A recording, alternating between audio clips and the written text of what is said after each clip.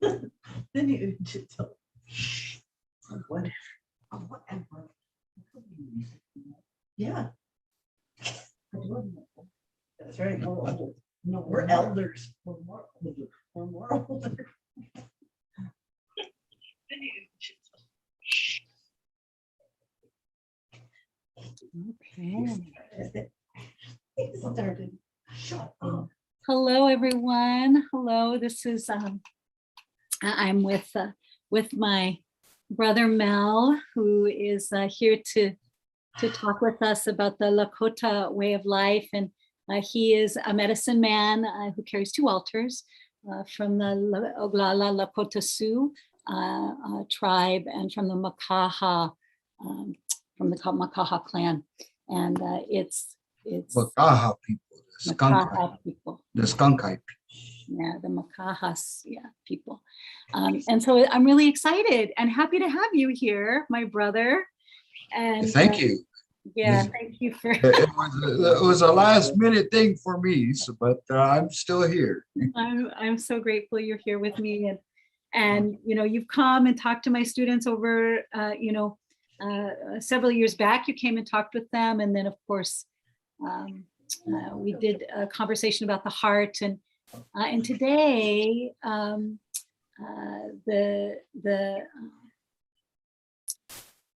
the Makaha, and there was the people, right? Yeah. Yeah. The Makaha Oyate. Yeah, Oyate, the Makaha Oyate. And so I'm curious today about, the way of the heart. I think that I think about medicine, and I think about the different kinds of medicine there are in the world, and there's all different kinds of medicine. There's pills, right? So we can always take a pill and hope that it fixes the thing, things like that. But there's all different kinds of medicine and different ways of healing, and so I wanted to explore that with you today, and ask, what are the ways that you see being the most healing for people at this time? Well, in regards to that, a lot of people have to learn how to pray. Praying doesn't come it's not easy to pray in the beginning. You have to teach yourself how to pray in the right way. And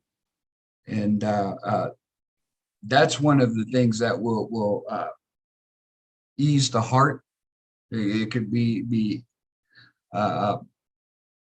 the heartache. It could be pain. You just have to learn how to pray. It's not I can learn it in a day or a week or whatnot. It takes a lifetime, and I'm not fully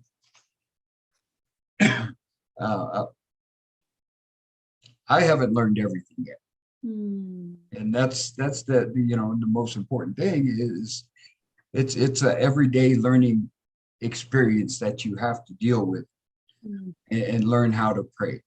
In the Lakota way, that's why we also have sweat lodges, the tunka tipis. Everyone, a lot of people know it only as the inipi. Well, the inipi is the breath of life that comes from the rocks that are within the tunka tipi, the sweat lodge. When people say, let's go to inipi. Well, yeah, we'll go to inipi. We'll go to the breath of life, but you have to be within a tunka tipi, a sweat lodge, to do that. So there's a lot of things that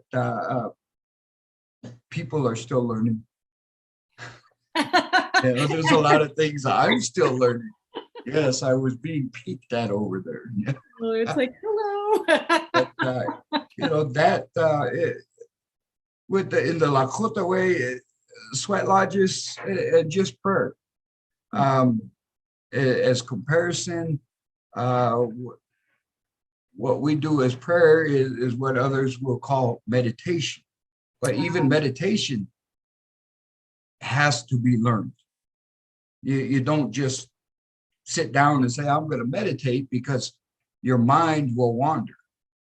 Mhm. And you have to teach yourself to open it up, to allow in the Lakota way, Tunkashila to come. Mm. And that's what we have to do. You know, So, it's Oh. interesting, Mel.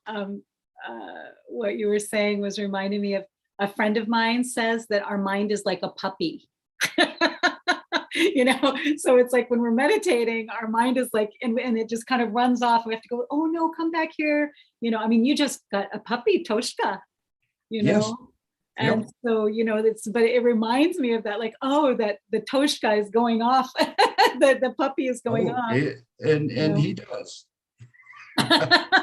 He really goes off in all directions. So, Oh my God. I'm so excited to meet him. I'm so excited. Yeah. well, when next time you come back, he won't be a puppy anymore. But Well, I can you know, barely. right?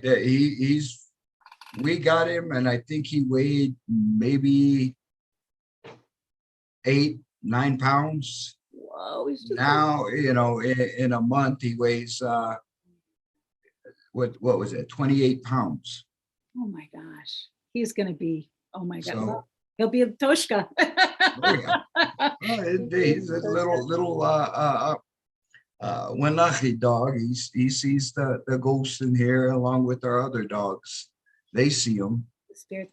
Oh, that's so powerful. I think about the Wanagi, and I think about, the invisible world, and you were talking about prayer. And so my curiosity would be, how can people, how can they allow the invisible world to really support them? What are some of the ways that you found? Well, even with that, that's where they have to learn to pray. Mhm. You know, they one of the things, prayer is one of the strongest things out there. But if you don't live in that way Mhm. at the same time, they're not going to hear you, or they will hear you, but they're not going to do anything for you until you show that you're willing to take the time and the effort Oh, along with that prayer that will make your life better. yeah. And that's, as I've told many people, Mhm. The hardest thing you're ever going to do in life is live life. Shit, that's real. But it's true. It's It's really true, because in the Lakota way, how we do things, the way of life, the Lakota way of life, the Lakota way of being. If you want to make a comparison, the 10 Commandments. The 10 Commandments tell you how you must live. And in essence, it's saying, this is how you will live a good life. Well, the Lakotas, we don't have it written down. We just know that is what we must do. We must live a good life. We must try to treat people with respect, everything. But without doing that, without following that prayer also, without going to sweat lodges, without going to ceremonies, a lot of people get lost in that road, that Chankuluta, that red road comes to a fork. And then it's like, which way are we going to go? The easy way or the Lakota way, the red road? It's one of the hardest things you will ever do in your life, is to follow this way. And so, that it isn't easy. It really isn't easy. So that's as Forrest Gump says, that's all I have to say about that. I'm just joking. Oh, I love you so much. So there's a couple of other ways, I know that, one of the things that we do is we sing, and the songs, and then also the stories, and my Honka mom and your mom, that was one of her great gifts. I mean, she was the best storyteller, like, and I think you and I were talking about, the creation myths, but I think we need like, and I don't want to say a new beginning, but I think we need like a new beginning. We need to create something else. Well, by creating something else, you have to start with yourself, because if you're not doing what you need to do for yourself, which everything you do every day of the year affects others. And so if you don't start with yourself, then you're not doing what you need to be doing. So creating. Yes, you're not creating, because a lot of times it's not you that just by, I'll put it this way. It wouldn't be me that's it affects, but I've created something that affects others around me. Yeah. And then it will go on constantly to others and keep helping others. And you have to start with yourself. Yeah. Tunkashila Wakantonka have given us the ability to do for ourselves, but by doing for ourselves in a good way, we do for others without even knowing it. So that's where we're at there. One of the I don't know if it's a little off base or whatnot, but I wanted to talk about when you were talking about the creation stories. I wanted to talk about that as to how the people came about having this, 4 sacred colors, the red, yellow, white, and black. And what that comes down to is when we, the sun, and Honhepi, we, the moon, fell in love and got married. And so when they had 4 sons, and when their sons were old enough, their father, we told them, you must choose your color and then choose where you will sit in the sky to look over and watch down on the people. And so we all beat, grandfather of the West, that's how we refer to him. He chose the West, and he chose black. As when his father goes down to the other side of the world, it becomes dark.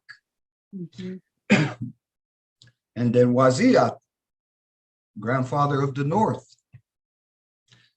chose yellow, because in essence, when his father is at noontime, it's the brightest of the day. And so that's why he chose yellow. We all have. He chose the East, and he chose red.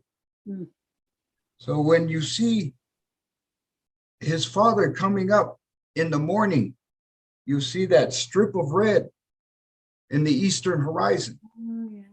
And that's why he chose that color.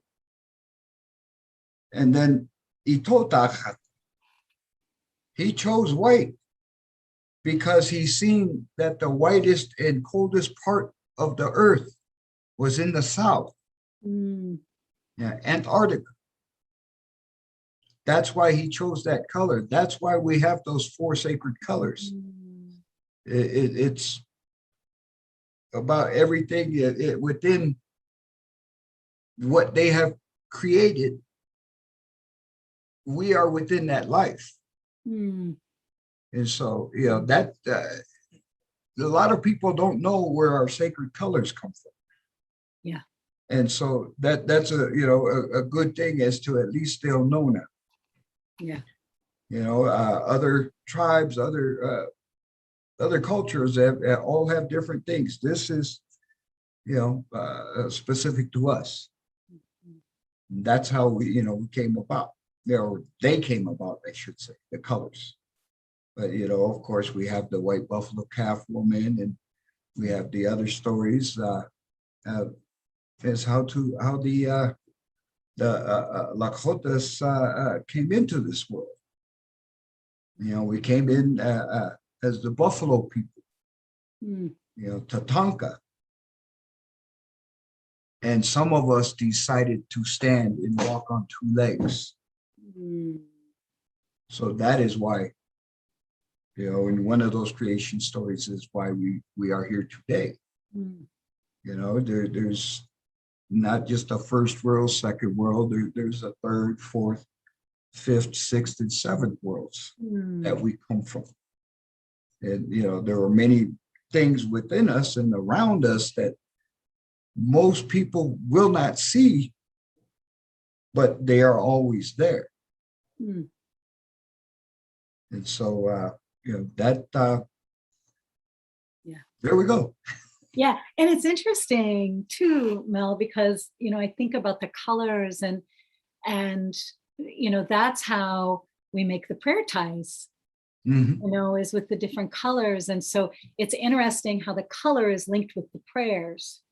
Yeah. And we can think about, over the last couple of years, there's a lot of red prayer ties that have been made. And, so it's like, and then, yellow prayer ties are made during a different time. But that's really interesting to think about. Well, the red and white prayer ties, the red and white prayer flags are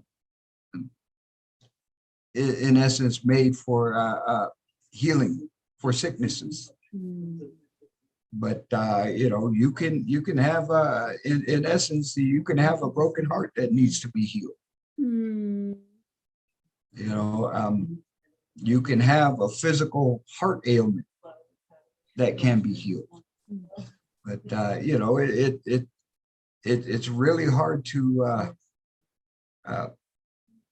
follow these ways. I mean, nobody, especially me, is perfect. We can only try and do the best we can every day that we wake up, we open our eyes and we wake up. As we do the best we can.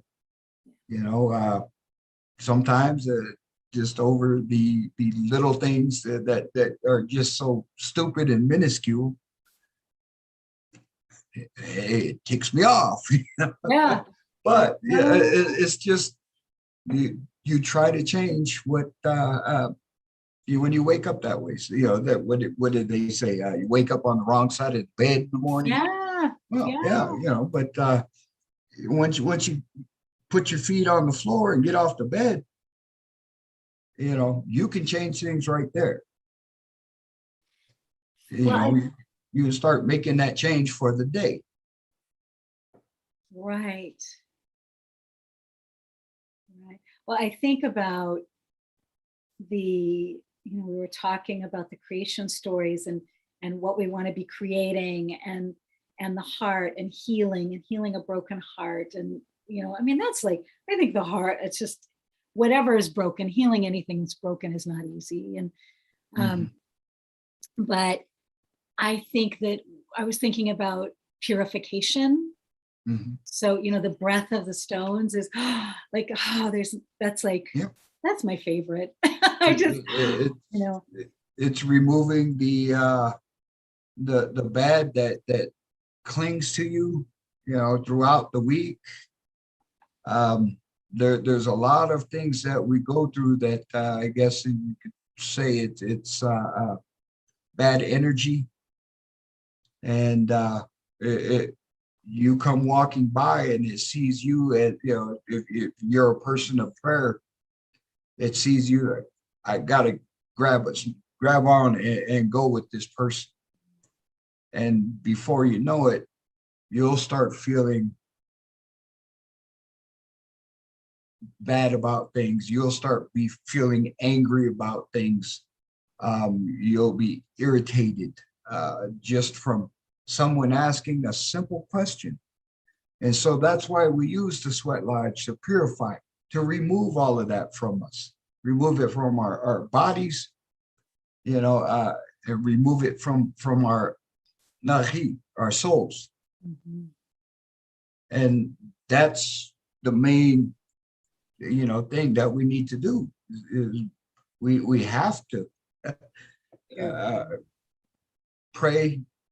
We have to, you know, since I'm a lakota, you know, I have to do sweats. I do sun dances. I've been with my friend Mike Cross since 2003. You know, that's how many years I've been just out where he is, you know, in his sun dance. Well, and you're also Mike's helper and Yeah, I'm his lead helper, but And- it was and a me, if I could, I'll go dance there in the circle with all the rest of them because I'm just a common man like everyone else, you know, common woman, common man. And so I'll go stand beside them. But of course, over the years, I had to learn how to be out in the center and help out there and help pierce people and, you know, things of that sort. So it's like, but personally, I prefer to be a common man. This is like when people say, "Oh, you can help do this and you can help do that with people's sicknesses." It's just like I don't do it. Tunkashila does it. right. I don't create miracles. Tunkashila does. I'm just a man who can pray, and by the prayer they hear me. Yeah. I don't do anything. I'm just a middleman. You know, I don't go around telling anybody I'm a medicine man. No, I'm a man who can pray. Yeah. Like anyone else, they can pray. A lot of times people don't realize the harder and the stronger their prayer is, the more they can help themselves, other people. And you talk about the heart, they can heal their heart a lot faster than trying to do it in many other different ways. But maybe it works. Whatever, I have no problem with if something helps someone else. I may not do it that way, but if it helps the person, then that's what matters. If they understand it better in this way than in the lakota way,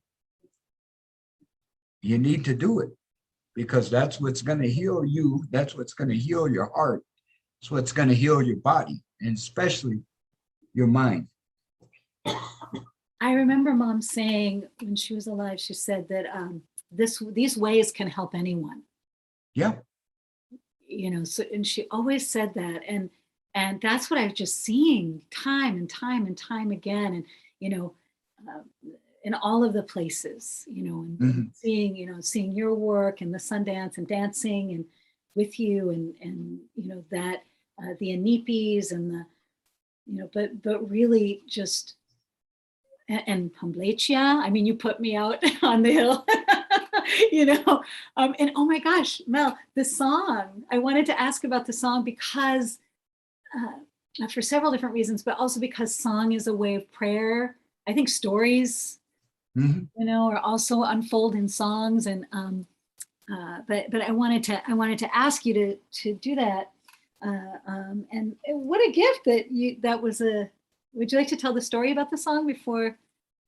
Well, that I was Humblechang up on the hill, and Tunkashila came, and this the song that they gave me for healing when they basically what I was told was when you need us to come, you sing this song. Oh. And you know, like I said, I don't do the healing. They do. You know, the grandfathers do. Well, so before you sing the song, Mel, if I could let everyone know, or anyone who's listening or watching, just this is a time where you can ask for good things. Yes. You You know, what you pray for mm, will be given to you. Or will you pray for someone, it will be given to them. Whatever it is you ask for.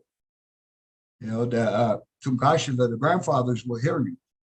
And so I guess I'll sing the song, huh? that would be wonderful. So yeah, hold All what right. you want in your heart. Hola, pina. Hola, pina. Hola, pina. Hola, pina. Ena makupelo yo hey. Hola, pina. Lewa kanya. Ena makupelo yo hey. Hola, pina. Hola, pina. Hola, pina. Hola, pina. Ena makupelo yo hey. Hola, pina. Lewa kaya. Ena makupelo yo hey. Oh, Tukash, I ask that you help all of those who have gone and asked for prayers for themselves or for other people, that you answer their prayers. Oh, Mitaku, Lord. Oh my God, yes. So, you know, but that is what was given to me. And that is what I use to, you know, if I ever need to, then that's one of the songs that I sing when I call them. And I call the grandfathers to come and help. Mm. So there you go. Thank you, brother. Thank you. What a gift and what a blessing. And thank you for being here with us today. And I appreciate you so much, and your gifts and your healing power, and of course that you don't have that Tunkashila gives you. I understand that, but Well, you know, follow Bob. you remember when you went up on, I put you up on the hill, Oh my God, those up on the mountain. What? You know, it wasn't me that was there. I just called them and asked them to come for you and hear your prayers. You know, it's not up to me. I can help you there, but it takes, you know, your heart, your nahi, your soul, you know, your mind. It has to be cleansed before you go up there and do all of that. But one of the things is you will see what is really in front of you.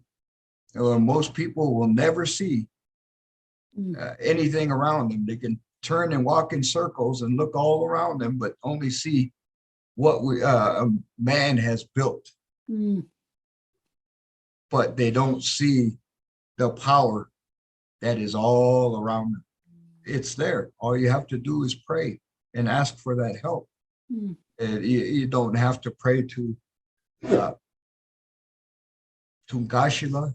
You can pray to Jesus, or you can pray to you know, in any way, any religion. But it is all there, all the power. You'll be amazed at how much is there. And the only thing is we can tell you about it. We can tell everybody about it. But when you see this, it's you're awestruck. Yeah. You never realized just how much power it has always been around us. Mm. You know, all you have to do is just pray to tap into that. Mm. And that power comes from, you know, the Wakantanka, the creator, the great spirit. You know, that's where it all comes from. So that's how it is. Mm. Well, Wopila, my brother, and I'm so grateful. Thank you so much for being with us today, and I hope to have you back and have you talk more about translating. Maybe you and Mike can come together and talk a little bit about translating. Just an idea. Just an idea. Just an idea. Okay. Palamia. Yeah, it was good to